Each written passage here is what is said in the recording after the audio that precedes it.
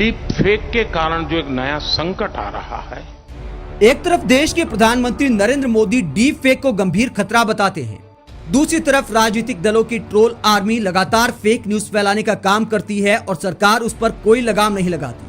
और इस पर अब चीफ जस्टिस DY चंद्रचूड़ ने ट्रोल आर्मी को निशाने पर लिया है, जिसके बाद एक बार फिर चीफ जस्टिस को ट्रोलिंग का सामना करना पड़ रहा है। With the advent of troll armies and organized disinformation campaigns across different social media platforms, chief justice DY Chandrachud ने एक कार्यक्रम में फ्री स्पीच के नाम पर झूठ फैलाने वाली ट्रोल आर्मी को निशाने पर लिया और कहा, परंपरागत रूप से भाषण और अभिव्यक्ति की आजादी को नागरिक अधिकार का एक अनिवार्य हिस्सा माना जाता था, क्योंकि इस बात का डर होता था कि सरकार कुछ प्रकार के भाषणों को रोक सकती है।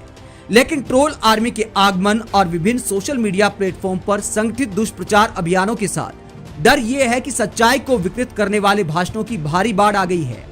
इस तरह झूठे प्रोपेगेंडा वाली लड़ाई को 2020 में न्यूयॉर्क टाइम्स ने स्पष्ट रूप से समझाया था, जहां कहा गया था कि झूठ फैलाने का मतलब विचारों की कोई लड़ाई जीतना नहीं है, इसका लक्ष्य वास्तविक लड़ाई को लड़ने से रोकना है। इसीलिए जब हम फ्री स्पीच की पारंपरिक धारणाओं से पीछे नहीं हट सकते, तो हमें इंटरनेट पर फ्री स्पीच को स्थापित करने के लिए नया सिस्टम देखना होगा। यानी DY चंद्रचूड़ ने फ्री स्पीच को कायम रखते हुए ट्रोल आर्मी के झूठ पर लगाम लगाने की वकालत की है। चीफ जस्टिस ने अपने भाषण में कहीं भी ये नहीं कहा कि फ्री स्पीच को खत्म कर देना चाहिए, लेकिन झूठ फैलाने वाली ट्रोल आर्मी अब उन्हें ट्रोल कर रही है कि देखिए DY चंद्रचूड़ अभिव्यक्ति की आजादी खत्म करने की बात कर रहे हैं।